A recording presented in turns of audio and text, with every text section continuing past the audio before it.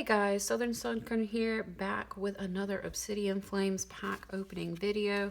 And what I have today is the Terralized or Terra Crystal Dragonite pack sleeves. So let's see what we can find. Let's see what stories haven't been told. So, ooh, we got Charizard on the actual sleeve. So let's see, let's open this up. Let's see if we can counter any artwork that we haven't pulled yet. Again, we like to put a spotlight on all the cards here, including the commons and the uncommons. So here comes the code. Let's see what energy we got. All right, steel type. Let's flip it around. All right, so Lechonk, Kamiya, obviously, you know, that's going to be a plus in terms of style in my book. I believe I've covered this card before, you know, Kamiya. Well, actually, no, I've covered a different Kamiya card. So let's talk about this one, Lechonk. There's a lot of common Lechonk cards in this Obsidian Flame set. So like I said, obvious bias here with Kamiya. So style's always going to be a plus.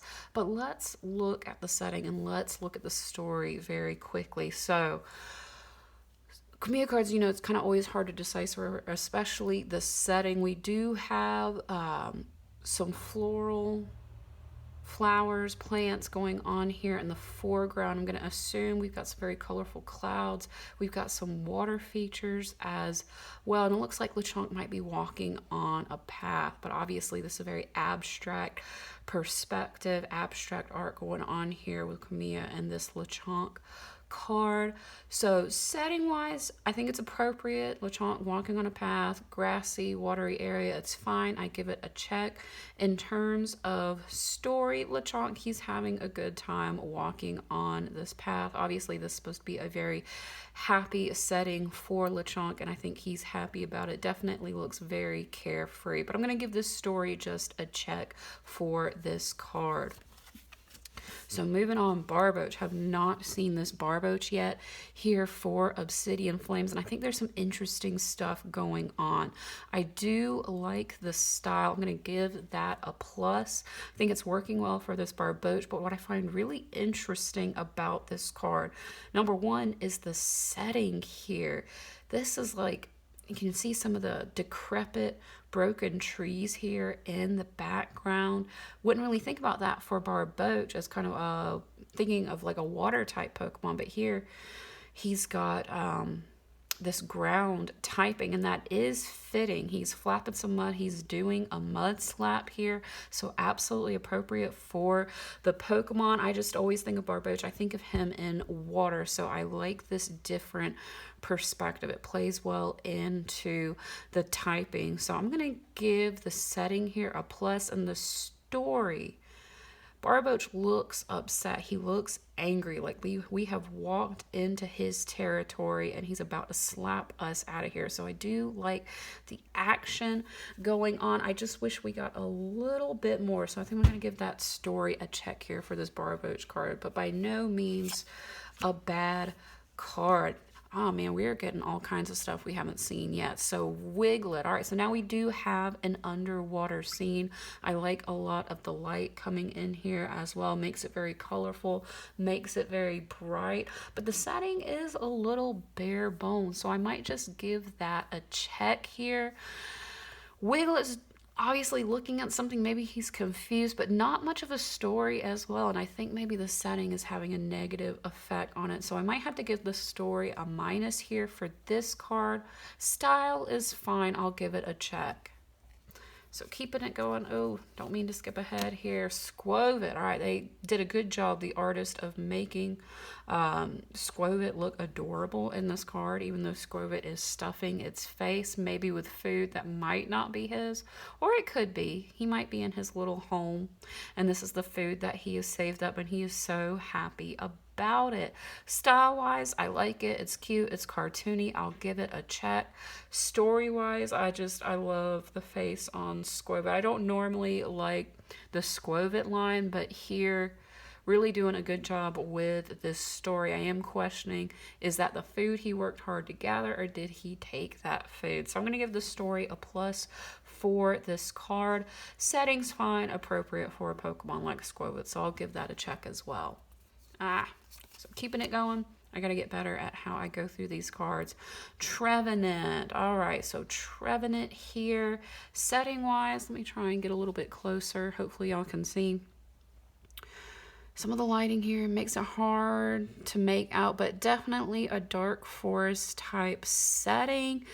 I just wish there was a little more to work with. Maybe it's a little too dark in the background. So I'm going to give that setting just a check. Style, it's fine, but it's not really wowing me. I might give it a minus here, but let's talk about story. Let's talk about the expression on Trevenant here with this card. He looks distressed. He looks upset. He looks like he's gearing up, getting ready for a fight. But also maybe he's reacting negatively to some of this light coming in. Maybe he wants it to be all dark. That's what he prefers. So I think there's an interesting story going on here, but I'm just going to give it a check for this card. Electros. All right, haven't seen this one either. Another water setting, water scene. I like some of the action here, the water coming off on Electros here in this card. But overall, I mean, it doesn't really, it's not a huge standout for me. The setting, not much to it going on. Had to give that a minus. Style, again, nothing really standing out. I guess maybe some of the water detailing here. I'll give it a check. But the story, I don't know. I think I had to give it a minus here for this card. I'm not really questioning a whole lot unlike the Trevenant card. So moving on. All right, every single card in this pack we have not opened up yet. So good stuff. Bronzong. I like the simplicity of this style.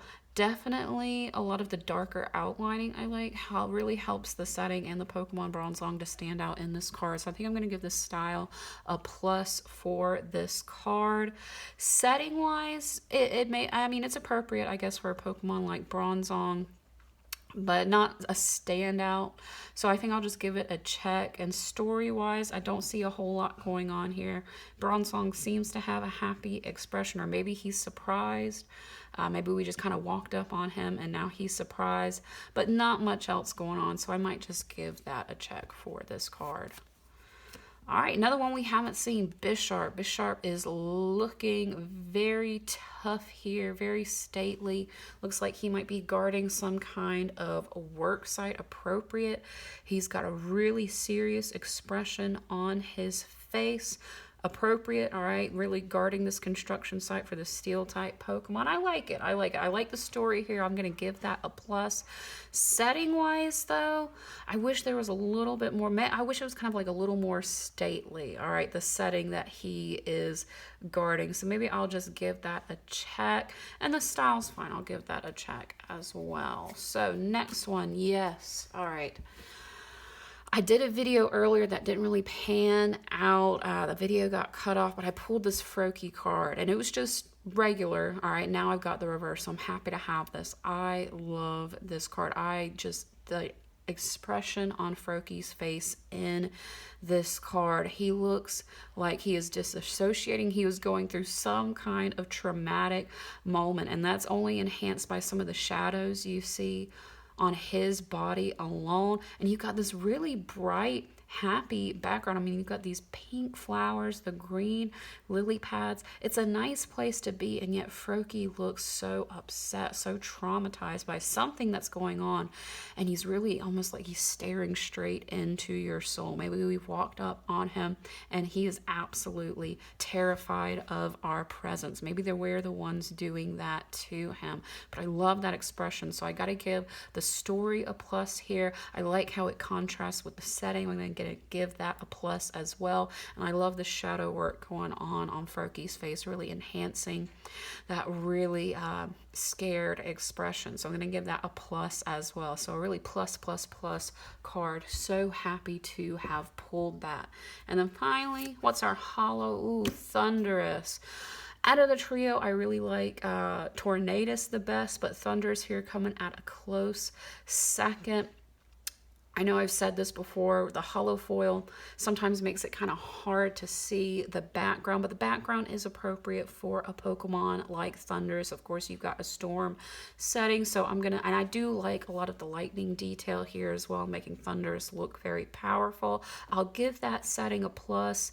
Style-wise, I do like it. I like some of the shadows going on. I'm gonna give that a check, and the story's fine as well. You would expect Thundurus, he's in his element, he's upset, he's mad, he's got his lightning bolts going, his adverse weather. He's got some gigantic lightning bolts going on, and it's fine. So I will give that a check as well. So out of this pack, what are my hits? What are my faves? Obviously, Froakie, adore that. Bisharp, that was fine. Let's see, going through. I think my standouts here, of course, Lechonk. Really digging this Barboach. And you know, I think I'm going to give it to Squovit as well. Absolutely adorable Squovit. So these are my top picks for this pack, for the story, the art, the story that the art is telling, because that's what a Pokemon card is, art that tells a story. So thank you so much for joining me today, and I will see you guys later.